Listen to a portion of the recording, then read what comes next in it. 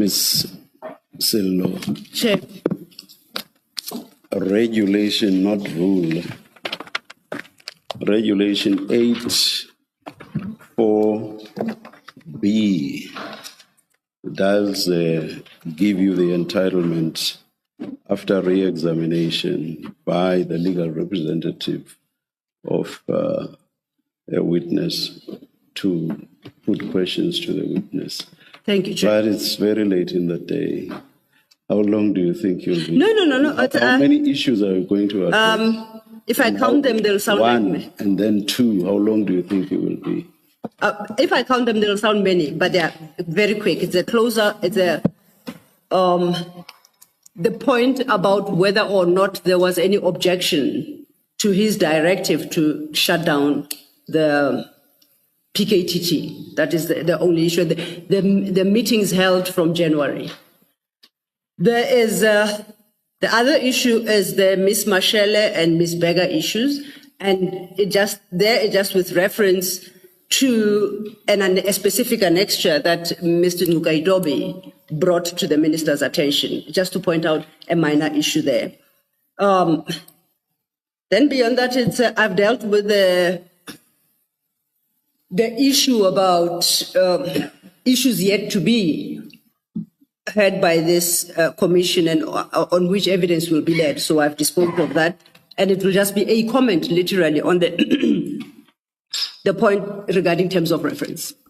And in fact, I think that point on terms of reference would not exactly be directed to the minister, because if I understood Mr. Ngaidobi correctly, it was not a question he posed to him, but a comment. I think he invited him to give a response. On second thoughts, if I may, Chair, it's late in the day, I'm exhausted. Maybe I'll do it the same way. I will also deal with the terms of reference in the same manner that Mr. Ngaidobi did, and I will put forward my own proposition and invite him for a comment, and that will be it. I'm done. Thank you. Please, Thank you. Please start. Minister, if I may start with your disbandment letter, and that's your SM20, you remember? SM20 is in your file 2. And I want to refer you to page 477.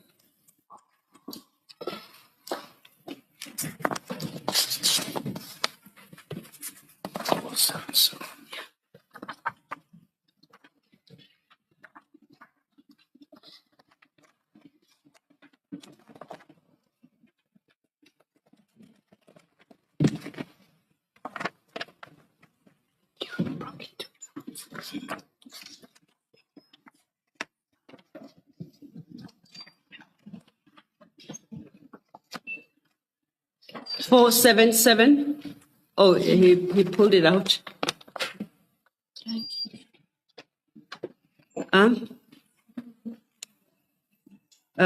Apologies, commissioners. I think the minister did not reinsert SM20. Commissioner Baloyi is.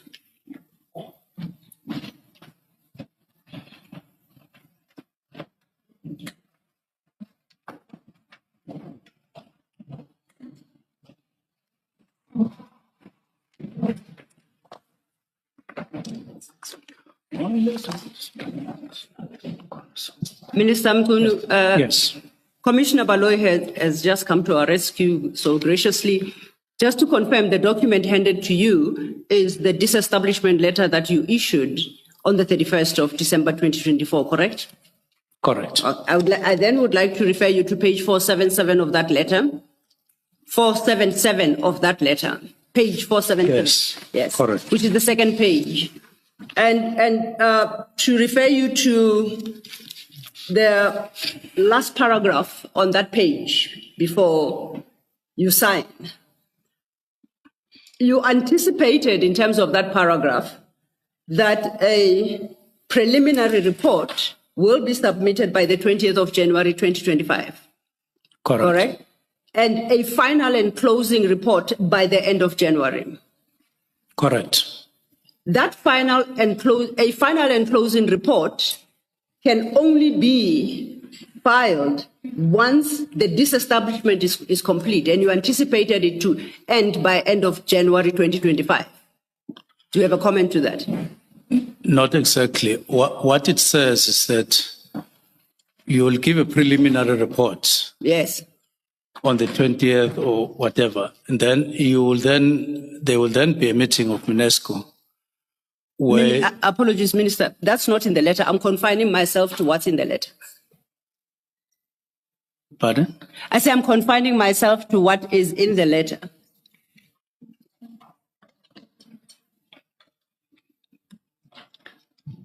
My observation in this regard, needs his. I think Jeremy.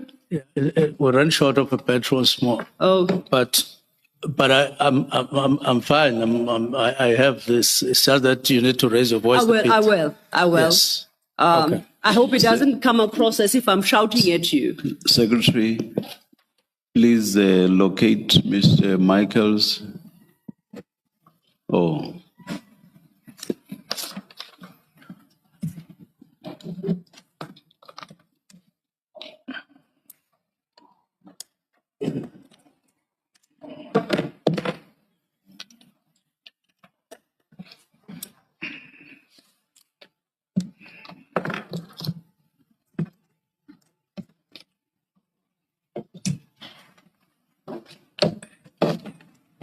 Yeah, thank you. It looks clear. It sounds clear. I should also remember not to shout now. Thank you. Is this comfortable? Yes, I'm very comfortable. Thank you. Thank you, Commissioners. I had drawn your attention to page 477, and we're dealing with the last paragraph. And I would like us to confine ourselves to the wording of that document. Yes. And I pointed out that in terms of that letter, a preliminary report in this regard being the disestablishment of the task team was to be submitted to the minister by the 20th of January 2025, correct? Correct. Thereafter, the final and closing report would be submitted to the Ministry Management Executive Committee meeting late January 2025, the date of which was to be communicated Correct. soon after the issue of that letter. Correct. The point I'm making to you is the final and closing report logically only becomes due once the task is completed. And in this regard, the task was the disestablishment of the task team. And I invite your comment to that. No, it comes after the preliminary report has been submitted. Yes. And you would see in the preliminary report, the National Commissioner starts by saying or says somewhere, the letter of your directive is noted, and then it gives the report. So beyond noting is the preliminary report, and beyond the preliminary report, it's then UNESCO. It doesn't necessarily says the final and closing report will come once there has been, in practical terms. I mean, everything will depend on the preliminary report, and then determines the way forward. It doesn't necessarily automatically say that or mean that the task team will have been dissolved by the time we meet at UNESCO. I understand that what you've just said is in reference to what the preliminary report provided. Yes. And I'm not referencing preliminary report, I'm referencing your letter. So the preliminary report could very well have been worded in those terms. And General Masemola, who filed a statement before this commission and testified, and whose statement was made available to you, indicated that after he received your letter, at page 35 of his statement, paragraph 114, he states as follows. Upon his return from leave on the 14th of January, And I quote, "My intention was to discuss the matter with the minister to understand his reasons and attempt to dissuade him. However, the letter contained an instruction to prepare reports that were due by 20 January 2025. If I had refused to carry out this instruction, I would have been accused of insubordination, since all that was required, at least insofar as that instruction was concerned, was a report." That's what he testified to. So that is the preliminary report, correct? The final and closing out report is still due at the end of January. Correct. Now, to a question by Mr. Ngugaitobi, whether there was any objection to your directive that PKTT be dissolved or disestablished, you said there wasn't. It was asked of you, had there been, would you have still insisted? And I understood you to say, no, you would not have. Did I understand you correctly? That no, I wouldn't have done what? You know, you wouldn't have insisted on the disestablishment if there had been any resistance or objection, particularly from the SAPS establishment. Yes, if the response of the National Commissioner was that, look, I have a problem, 1, 2, 3, or difficulty, I would have been open to a discussion or engagement. But that's precisely what Annexure SFM 11 to General Masemula's statement, which is the preliminary report. That's precisely what he told you.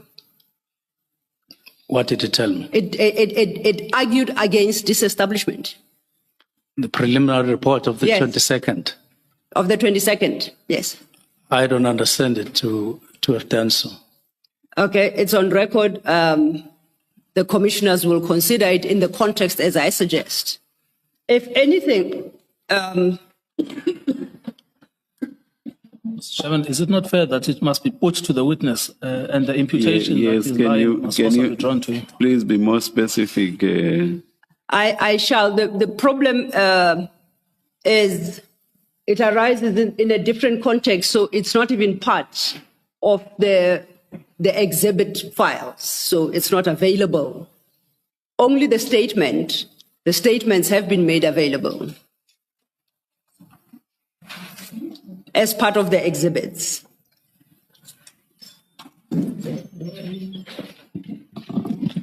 Ms. Silliman, if maybe if you have it electronically, Yes, I do. can it not be projected? If that would be acceptable to the commission and to the minister, Yeah. I would do so.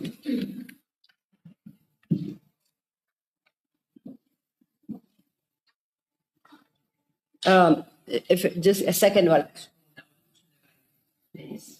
Is it not SM25? We just check, please.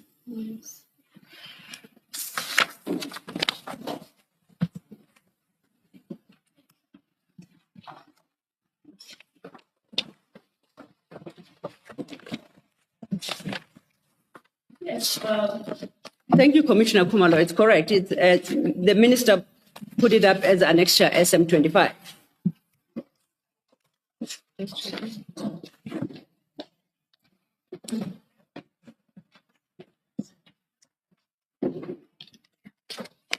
Yes, I confirm it's SM25 starting at page 537 and at 564. And the date of 22/01/2025.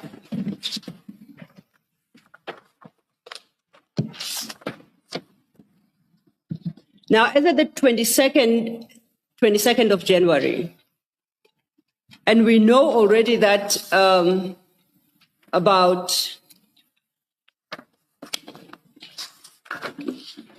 9 days later, the 31st of January, the final and closeout report is expected. At page 563 of that report, after an argument had been advanced for what General Masemula and the SAPS team considered to be a phased-out approach, I'd perhaps to draw your attention to item Roman 5,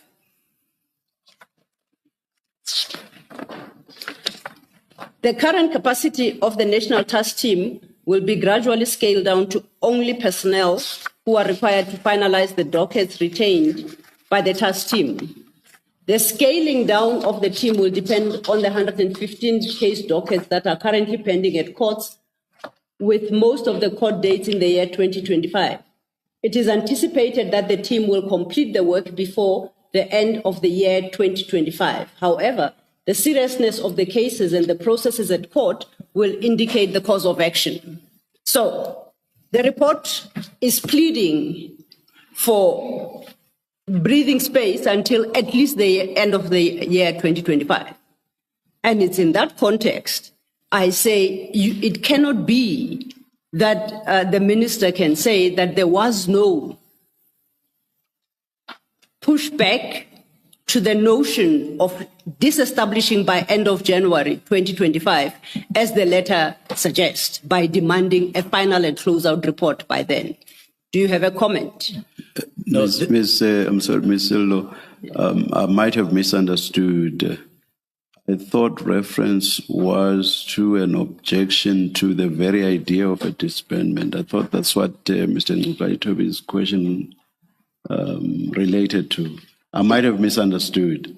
And the point you are raising addresses a different issue, which is the phasing a disbandment that is taking place or is to take place gradually. So there is an initial acceptance, as it were, of the disbandment, but gradually. But as I say, I might have misunderstood the question altogether. Perhaps I misunderstood, but I'll take it on those terms. I had read out General Masemula's statement where he said he intended, when he returned from leave, at paragraph 114 of his statement for the record, where he says, since that letter was, the report was to be prepared by the 20th of January 2025, that's the beginning of paragraph 114. Given that I would be on leave until 14 January 2024, I instructed Brigadier Lituku of my office to forward the letter from the minister to all deputy national commissioners to instruct them to prepare the necessary reports. After that, he says, my intention was to discuss the matter with the minister to understand his reasons and attempt to dissuade him.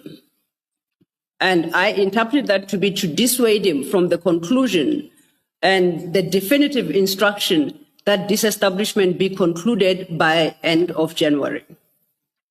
He says,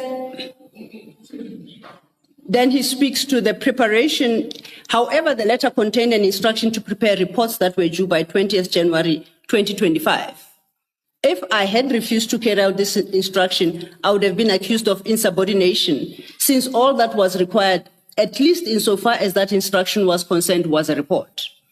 My interpretation of what the general is saying is that he doesn't support the whole notion of disestablishment and the requirement for both the preliminary and, I take it, then the final report. However, he seems to have feared that if he failed to carry out that instruction, he would be accused of insubordination. So I don't read what he's saying as I received the instruction, I noted, and I was happy to execute. And I don't understand that to go beyond what his own thoughts were, because the question relates to what was actually communicated to the minister. So his own ideas or thoughts do not appear to have been communicated to the minister. It does not get to my understanding of Mr. Ngugaitobi's question. Then it is in that context. Then I read only item 5 of that report. I read that conclusion, because that conclusion, I guess in contract it would be called counteroffer. That counteroffer is wholly inconsistent with what the minister intended to achieve by end of January. And I say at least that report would have indicated that there is no agreement or there is no support for his instruction. Perhaps purely in the interest of time, I will allow that. But I understand that part to relate to the question of immediacy or otherwise, which is not the same thing that Mr. Ngcukaitobi was raising. Yes. I'll leave it at that, Chair. I have made the point. It would then lead us to the report of the next report. Oh, sorry. Maybe before you do that, let me check something. Minister, General Masemula, in his statement and evidence, said that he spoke to the president. He was unhappy with the decision. That's what he says. And this arises in the light of this conversation, that he spoke to the president about the issue.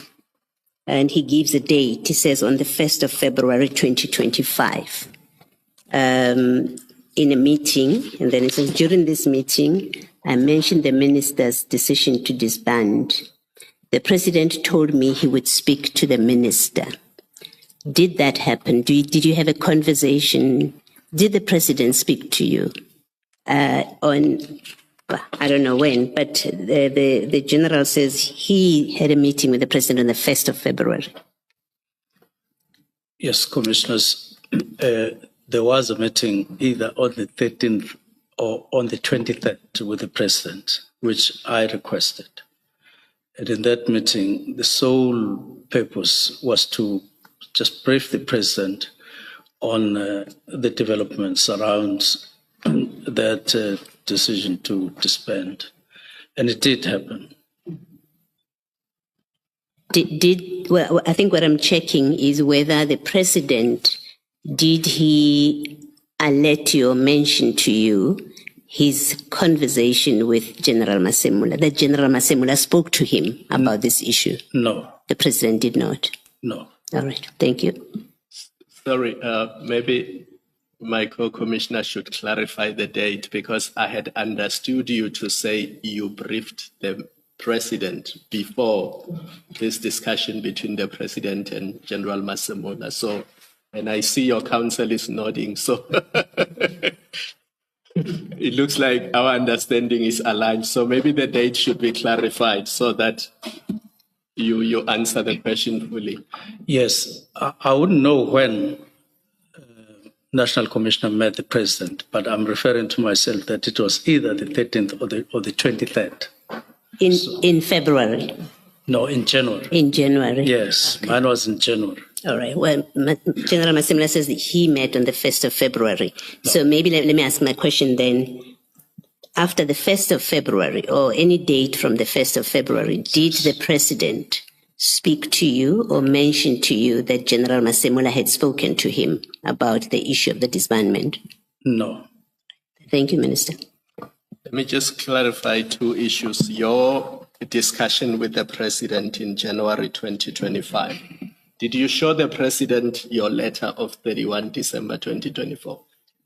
No, I briefed him about the letter and about why I wrote such a letter. That is what happened. I didn't show him. And I spoke about it. Did you tell him what process you followed before issuing that letter of 31 December 2024? No. So for all we know, the president could have assumed that you had discussed it with the people within the SAPS, and that was a collective decision. Well, it's difficult to go into the president's mind. No, but I'm saying for all we know, because he would have been none the wiser about whether you received briefings and you consulted, because you didn't tell him that part. Yes, I'm making that statement that I requested a meeting, it was granted, and I briefed him about, one, the fact that I took a decision to dissolve PKTT, and I did so, and I'm hearing that there are some reactions, and this is why I did it. It was just that way of talking. Thank you, Commissioner. Sir, can I? Minister, I thought in your discussion with Mr. Ngugaitobi, you said that the first time you knew that there was unhappiness was with the media conference of the 6th of July. I know you referred to Mr. Nkabinde telling you that he spoke to General Mkhwanazi, but it was a conversation between them. But obviously that's not good enough to take to the president. I thought your evidence is the first time you officially became aware of unhappiness is only in July. But now you're saying when you spoke to the president in January, you already knew there was unhappiness about it. Sir, I'm confused. Maybe I misunderstood something in your evidence. No, I was referring to that conversation between General Mkhwanazi and the Chief of Staff. Thank you. Thank you, Commissioners. If I then can turn to page 43 of General Masemula's statement, annexure, I think we had it open already, exhibit, yes. Do I need to go on? And it's CJC 53.1 for the record. And at page 43.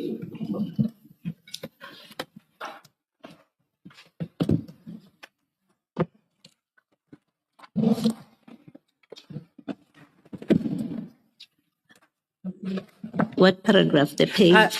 Page? At page 43, paragraph 135.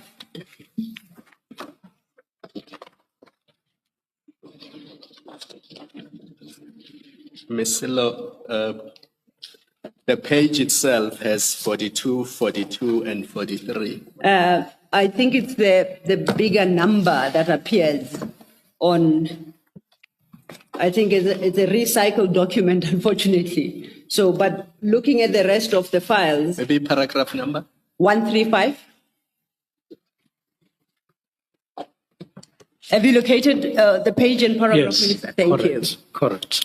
Paragraph 135 notes as follows. Well, it's a reference to the meeting of the 6th of March that you spoke to earlier, and I think you highlighted in your engagement with Mr. Ngugaitobi. If you go further down on that, in that paragraph, sixth line from the bottom, General Masemula explains that another presentation was then made on the 6th of March. Remember, we had looked at SFM 11, but this time he says the presentation is SFM 12. And he continues, after Lieutenant General Khumalo presented the briefing note to the minister, the Deputy National Commissioner of Policing and I were in favor of the plan, which, as we understand it, is an improved plan from the previous one of the phase-out approach. But the Deputy National Commissioner of Crime Detection, Lieutenant General Sibia, and the Chief of Staff of the Minister of Police, Mr. Nkabinde, were against the plan. They were in favor of immediate disbandment. And over leaflet 44, paragraph 136.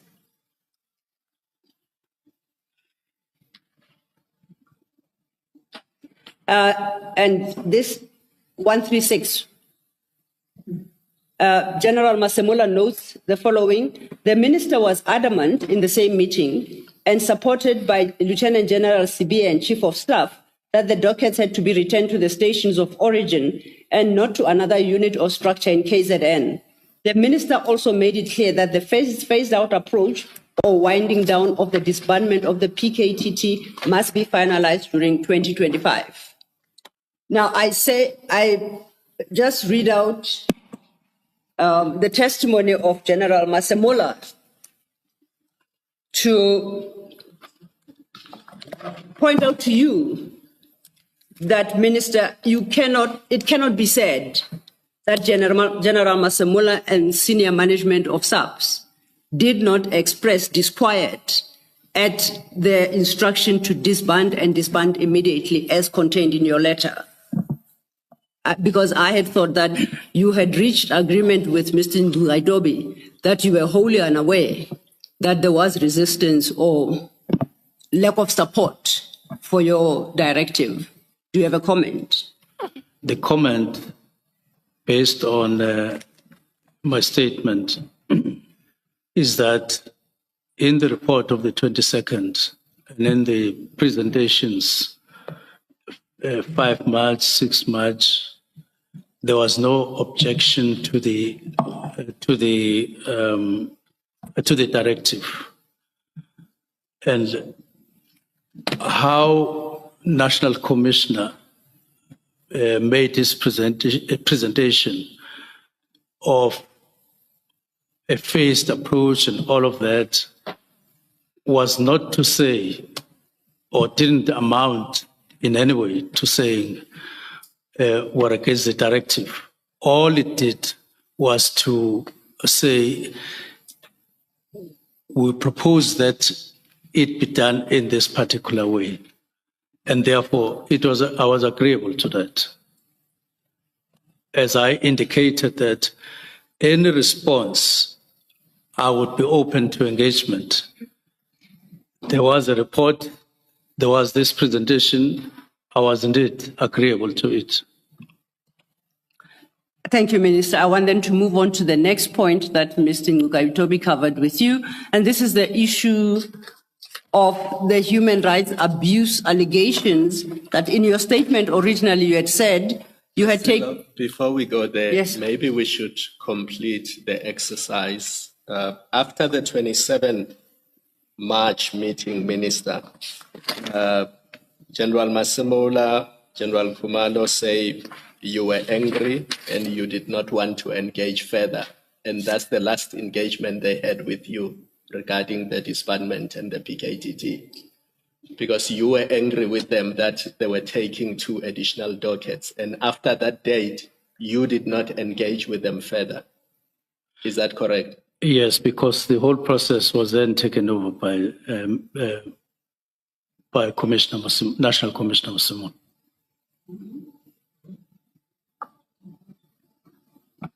Thank you, Commissioner Kumalo. I then Sorry, Mr. Chair, I'm not sure if the witness actually understands because there were 2 questions. The one was, were you angry? The other is, did you not consult? Maybe we should just clarify that. To be fair, I should take you to where the engagement ends. It is paragraph 142 and 143, same bundle. Masemola statement. So let me read paragraph 142. At some point during the meeting, the minister stated that he did not understand why we were so adamant that the PKTT must not be disbanded. Do you see that, Minister? Yes, I see. Which means as they were adamant that the PKTT should not be disbanded. That's what General Masemola says. And then it continues, paragraph 143. The minister stated that it took a political decision to establish the PKTT. Therefore, it will take a political decision to disband it. Do you want to comment on that sentence? 143. Yes. Is that what you said at the meeting?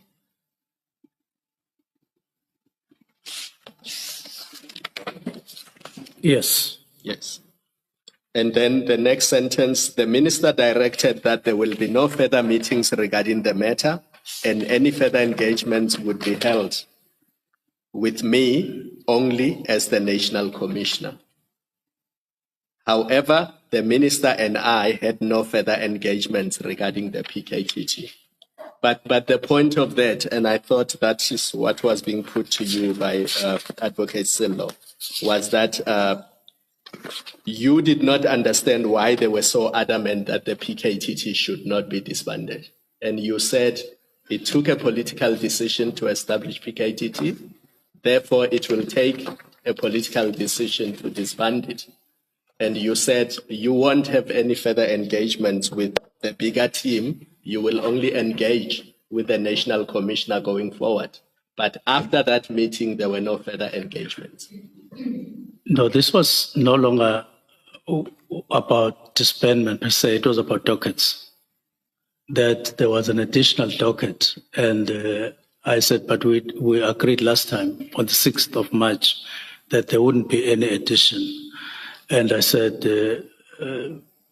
this matter I'll discuss with National Commissioner. No, but Minister, what I referred to you was paragraph 142, which is specific. They said you did not understand why they were so adamant that the PKTT must not be disbanded. Now, that seems to suggest they did not want the PKTT to be disbanded, and you did not understand why they were so adamant that it should not be disbanded. It's not accurate, because at no stage was anyone adamant. Remember, we're from the meeting on the 6th. And in principle, we agreed that the phased approach up to 2025, end of the year 2025, will then go ahead. And we said, just check. There were things like, if you say a member will handling a docket, which is in court already. Minister, I don't want to go into the issue of dockets because then it involves General CBO. Okay, no. This is not accurate. Let's just confine ourselves to those two paragraphs. It's inaccurate. And then 143, which you have already confirmed. The only reason why... Sorry, Commissioner. It is even inaccurate in the sense that in the other page that you went to first, talks about Chief of Staff and Sibia, that they were the ones who were talking and saying 1, 2, 3. But at the end of the meeting, when we summarized, the principle of a phased approach was agreed.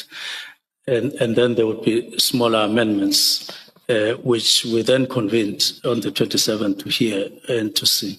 I wanted to avoid the reference to General Sibia because it raises other issues we don't want to discuss. So lastly, Minister, why would you then say it took a political decision to establish PKTT, therefore it will take a political decision to disband it?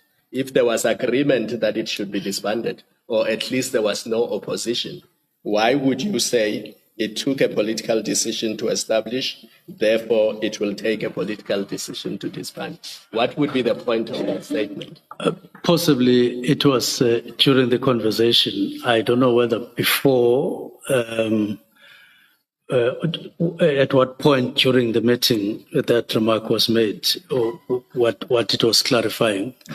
And to me, it doesn't indicate anything beyond. It doesn't indicate that there was necessarily any resistance. I don't want to be untruthful here to say at any point General Masimula resisted or he objected, because I wouldn't have evidence to say what is it that he did, what is that he said that showed what I'm talking about. This must have been a conversation rather than an objection as I'm talking about. And without taking any further time, you can confirm how the engagement concludes. On the next page, the first 3 lines? Yes. Is that how it concluded? Yes. Thank you, Commissioner Kumalo. I was ready to move on to the next issue, and this is the issue of the human rights abuse and the accounts by Ms. Mashele and Ms. Berger. Mr. Nkaitobi took you through that, you recall? Yes. Yeah. Yes. Now, in my recollection, when we're leading your evidence and we reference Ms. Mashele's claims, you disavowed any reliance on any of her postings where she made the allegations that she did. Do you recall that? I recall that. And as a consequence, because of that disavowal, we never engaged with the content of her posts. Is that correct? Because you said, I did not rely on them. You offered information that you had cause for investigation into her to be conducted, and you drew the conclusion, whatever conclusion, I don't remember the detail thereof that you drew, but effectively that you can't rely on her. So you never relied on her in considering the issue of disbanding the political killing stars team. That was my understanding of your evidence today. We then came back. Apologies? We then came back to the house, and at the time when I was led by Senior Counsel Gubaitobi, we went back to that statement. Indeed. And he asked me to clarify exactly what my position is.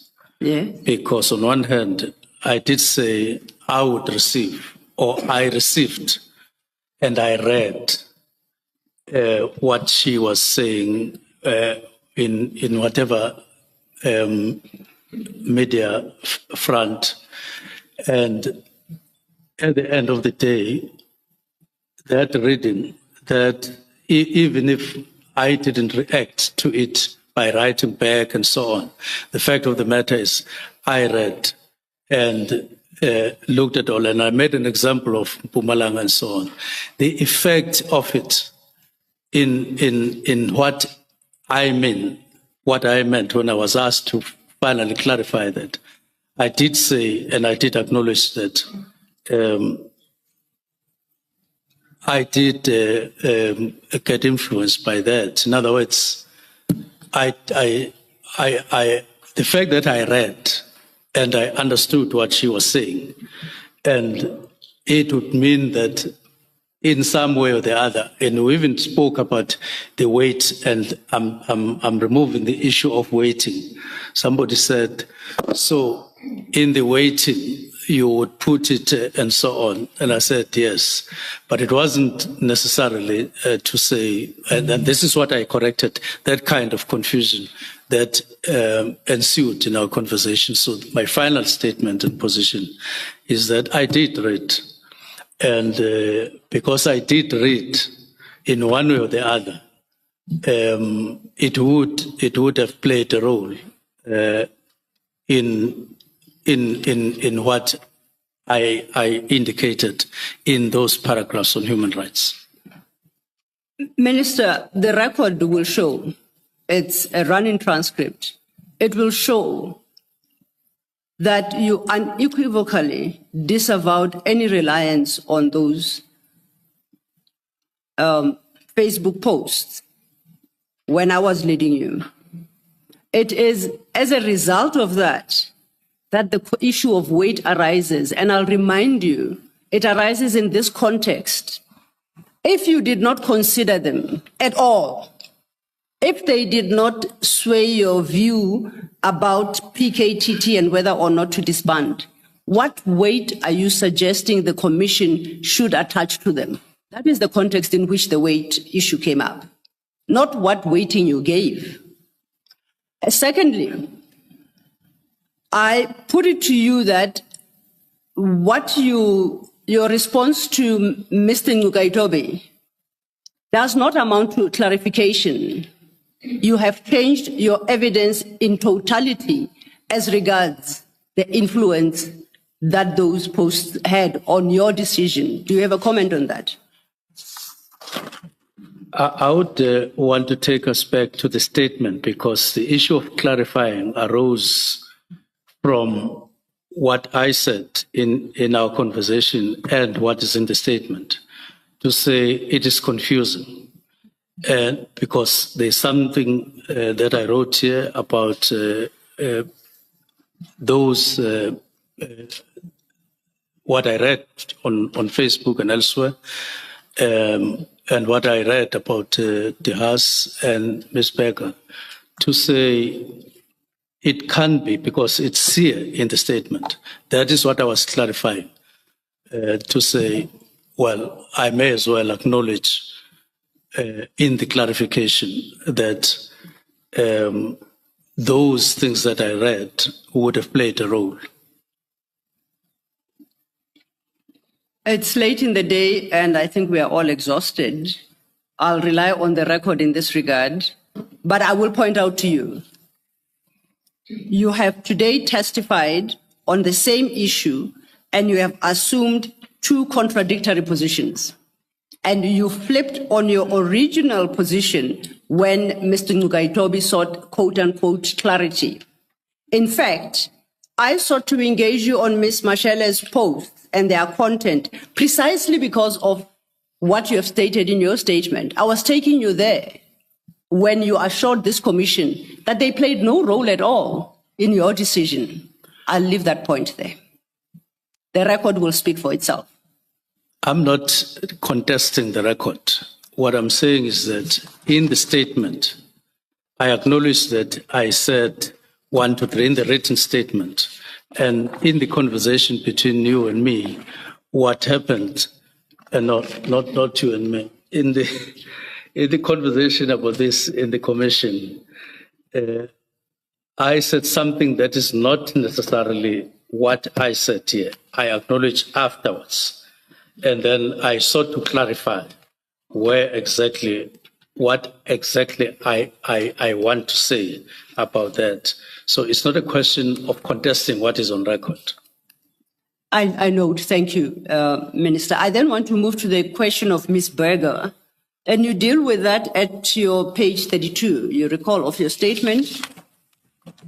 And in that statement, to Commissioner Baloyi's questioning, you Page 32 of my of your statement, yes. 32. 32.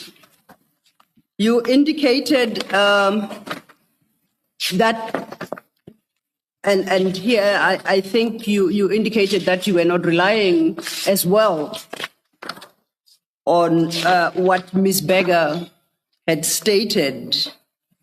And if I'm wrong, the record will disprove me, but that's not my point. In seeking clarification from you, Mr.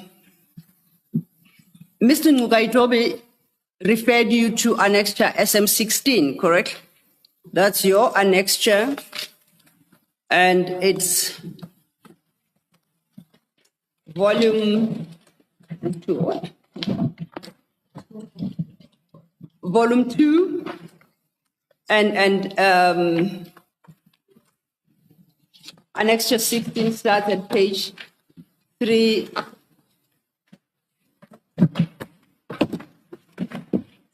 Yes, 339.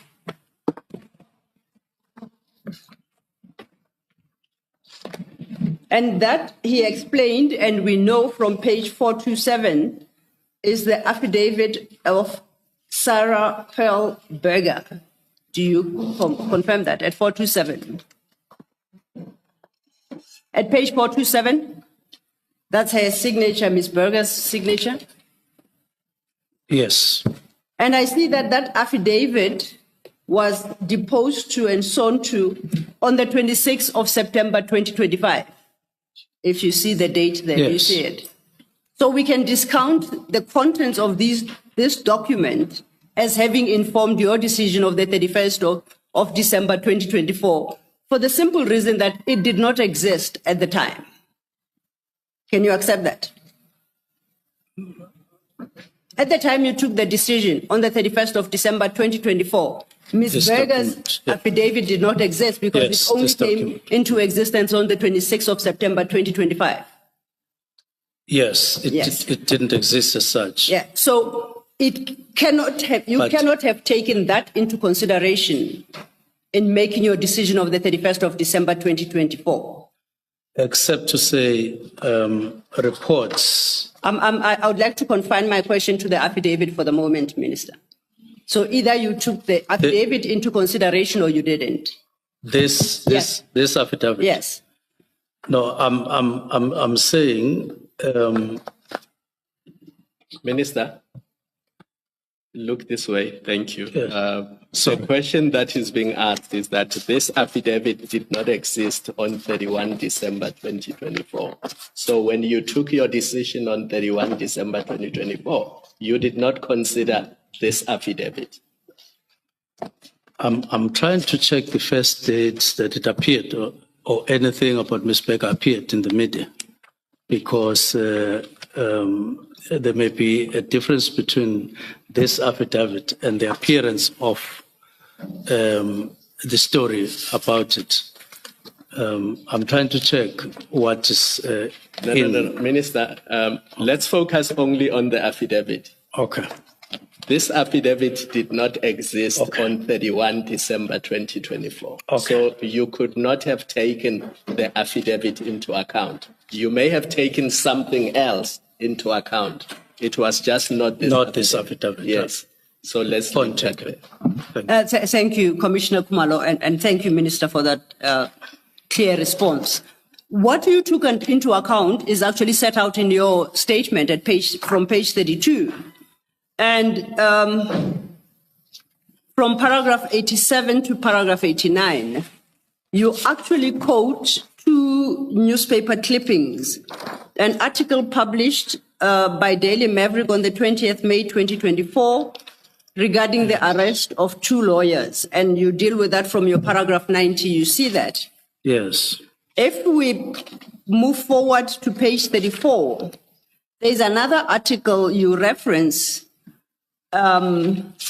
dated the 21st by EWN, dated the 21st of May 2024. You see that? Yes. Okay. Let's turn back to the first article. And at page 33, I see that. it states, in what the pair described as quote unquote an unnecessary dramatic show, Berger and Conradi were arrested on 28 March by about 24 members of the National Task Force and the National Intervention Unit. You see that? Yes. They were flown to East London in a private jet. Yes. I I have looked at the remainder of that article as you have quoted it. I don't see a reference to PKTT. I'm correct that there is no reference to PKTT in that article, because that article claims that the arrest was effected by the National Task Force and National Intervention Unit, both of which I am confident you are familiar with. They are units within SAPS, but they are not the PKTT. Am I correct? These articles, I'm trying to see what she actually claimed herself. I may have missed the reference to PKTT, but I couldn't find it. Okay.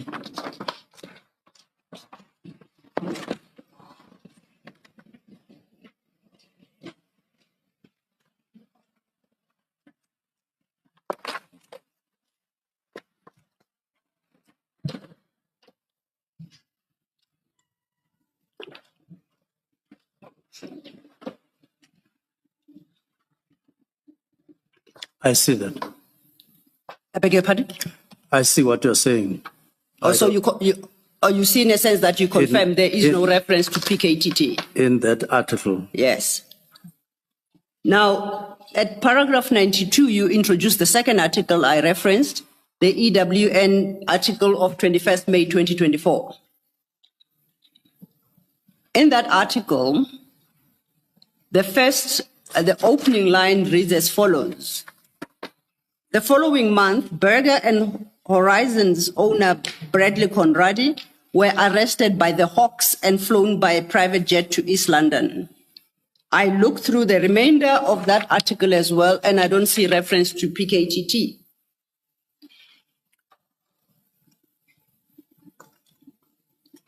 Am I reading it correctly?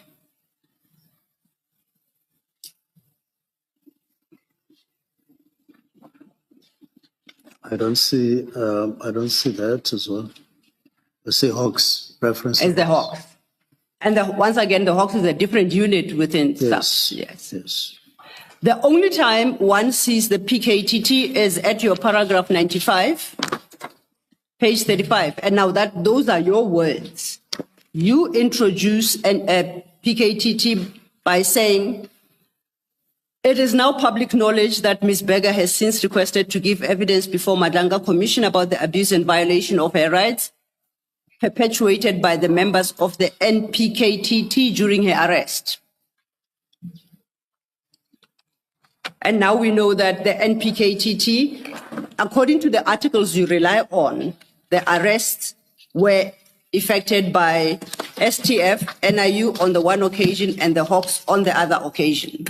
Now, I'm not going to, I don't want to open the debate of the accuracy of the article, but I'm saying that is the article as you had it on the 31st of December, 2024, and that's what you took into consideration. Yes, all right? I see. If you did, notwithstanding the fact that to Commissioner Baloyi, you had indicated you had not. I refer you to this merely to point out that what the clarification you provided to Mr. Ngugaitobe was in truth not a clarification, but an amendment of the actual content of the news clippings as you have quoted them and had relied on them in December. Do you have a comment?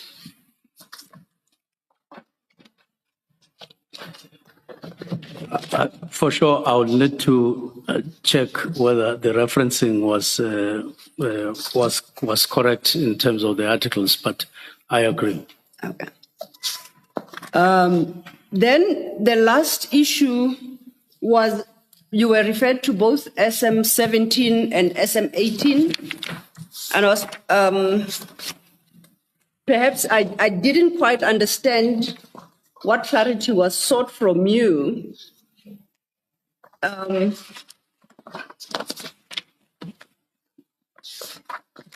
And you made a comparison of the two, and you said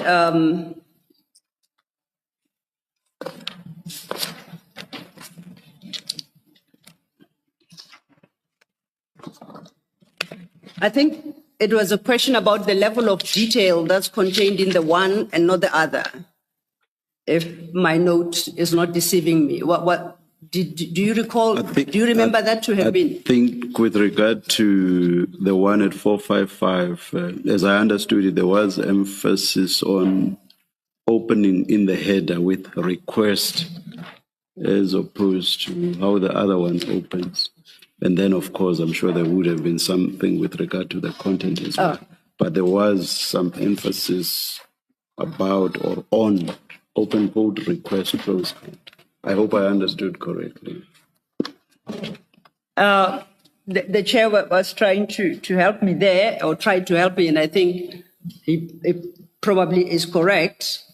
So your issue really is about the difference in the level of detail provided in each case. I don't know if I'm at the right one, because the one at SM17 is the 2018 information note.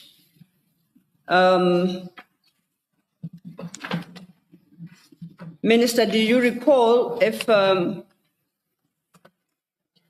you were referred to 18 and Mr. Ngugaitobe, are you able to assist?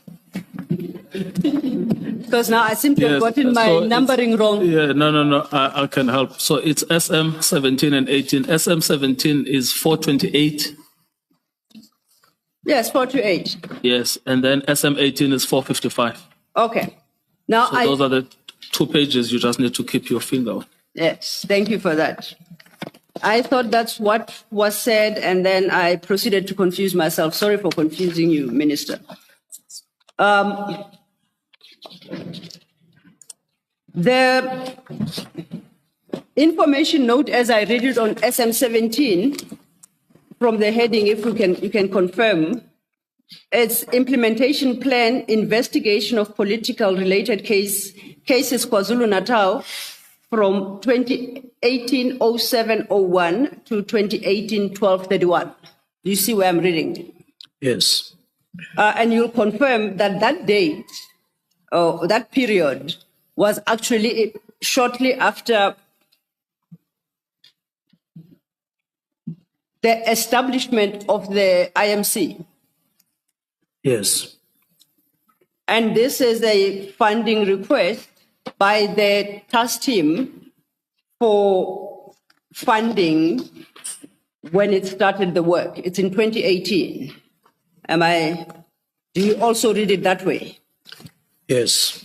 And if we go to SM 18, that information note as a heading, request for financial authority for 2024-25, and refers to the National Task Team as well, the PKT team.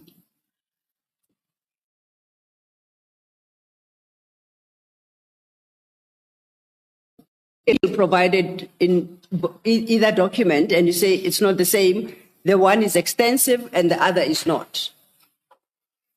Correct. Just to check, what would be the challenge with that?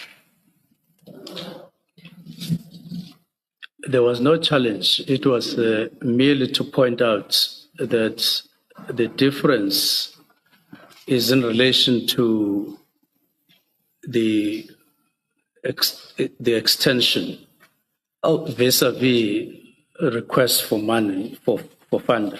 That was the issue. In fact, I was not off the mark because SM 17 is made up of a few documents. The actual document that Mr. Ngugaitobi referred you to is at 446. That is the document that was compared with SM 18. If you go to page 446.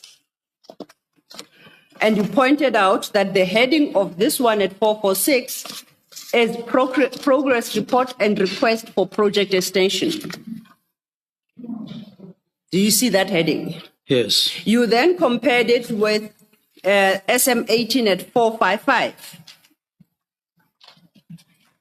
That was the exercise that was undertaken. We compared SM 17. SM 17, but only from 446, because the entire SM 17 starts with other documents from 428. The page that Mr. Ngugaitobi directed you to is 446. So those were the two documents you compared. And both are information notes. The one is headed Progress Report and Request for Project Extension. 446 is 2021. 2021, yes. 23rd March 2021. Yes. Correct. Then you compared it with the one appearing at 445. 455. Okay. Yes. Thank you. Yes. And that is now for 2024-25. Yes. And so we looked at the heading of the one at 446.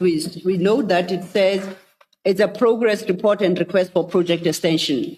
But the one on 455 the heading doesn't read that thus. I readily concede. It states request for financial authority for 24-25.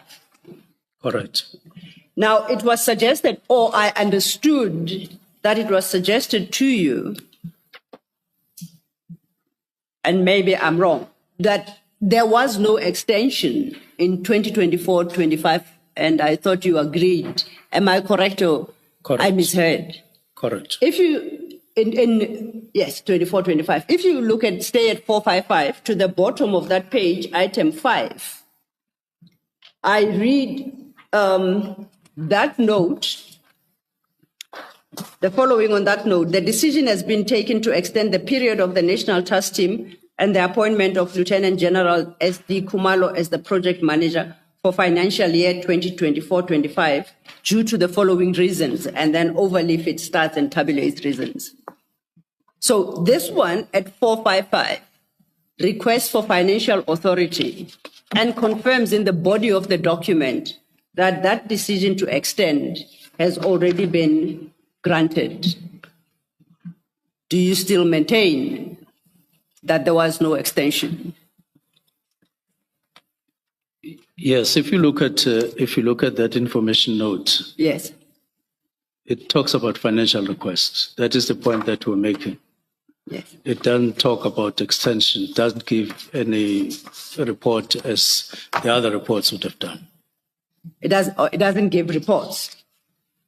And I suggest that it doesn't do so because the extension had already been granted. This one is specifically for financial authority, as opposed to the other one, which was for extension, and therefore to justify extension, it provides a more extensive report and then requests for financial support. What's your comment to that? Is that this is what I was referring to. This is what I had access to without that report spoken about. But this is what I have. Okay. And lastly, you remember when I started, I hadn't made up my mind whether it's a question or a comment. It was suggested regarding the terms of reference. And Mr. Ngugaidobi read out the term of reference that he considers relevant to you by virtue of the position you occupy, being a member of the executive. You recall that? Yes. And would you accept that whether or not that particular term of reference has been met cannot be determined at this juncture because even you haven't concluded your evidence before the commission? It can only come into consideration once at least your evidence has been concluded, and we are not there yet. Would you accept that? No, he asked me a specific question, and I responded to it. Yes. Despite the fact that evidence had not been led. Yes. Yes, and I responded. Okay. Yes. And I think the record fairly shows what your response was. Yes. Chair, those were my questions. Thank you. Thank you, Ms. Sello. Minister, just two short clarifications. The one and it may well be that I misunderstood your discussion with Mr. Ngugaidobi. It's about the involvement of Mr. Pikoli. You have filed an affidavit from him. Now, in your statement, I will read for you what you said at paragraph 162. You say, before finalizing the directive of 31 December, I sent the draft to my special advisor for his inputs and comments. That's what you say, and that's what you said in your oral evidence. And then you say this was part of an ordinary internal quality assurance process within the ministry. And then he reviewed the draft and he sent back to you, and I would like to read that into the record. And then I'll check whether my understanding of what you said is correct. He writes, you quote, "Thank you, Minister. May I suggest the following possible amendments? At paragraph 2, to substitute the sentence starting with National Commissioner must develop a new plan, close quote, with the following, open quote again, I, in terms of section 2072, direct that you develop a new plan, close quote." And then you quote again, you say, he said, at paragraph 2.1, you say this is what he said, insertion or addition of ports of entry and exit. And then you then refer to at para 2.2. He said comprehensive operational and remedial action plan based on a policy of rotation of staff members. And then lastly, you say, you quote him as saying, I'm happy with the rest. And then he says something in Portuguese. I will not try to say it. In English, I think it says a happy and prosperous new year. I have understood when you testified that this is the sum of Mr. Pikoli's involvement with your letter. You wrote the letter yourself. You told us that I wrote the letter myself and then I sent it to him. Am I correct in that understanding? That's correct. Okay. So there is no separate act where you asked him for advice on this letter. The sum of his involvement is what you describe at 162, where you say you sent it for his inputs and comments, and then he responded that way. That's the sum of Mr. Pikoli's involvement in this letter. Correct. All right, thank you. Now, where he says in his affidavit, I guess maybe let me not even go to his affidavit. I think you've answered me. And then lastly, this one really, it's for me to not leave this place confused about what in fact is the position and whoever has been listening to evidence. Now, you said to Mr. Toby that the PKTT, and I'm not quoting you verbatim, does cold cases in fact. You remember you said something to that effect. That's what the PKTT does. It deals with cold cases. Did I mishear you? If I misheard you, please say so and I'll stand corrected. I did make reference to say in a chat with the former National Commissioner, he made mention of cold cases, saying by and large, what PKTT deals with is cold cases. Okay.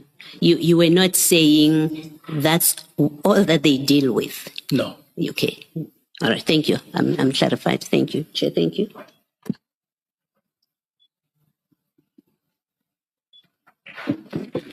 Minister.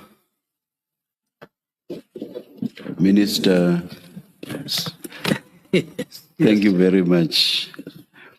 We will adjourn and we will resume in the new year on a date to be announced. Thank you very much to everybody gathered here.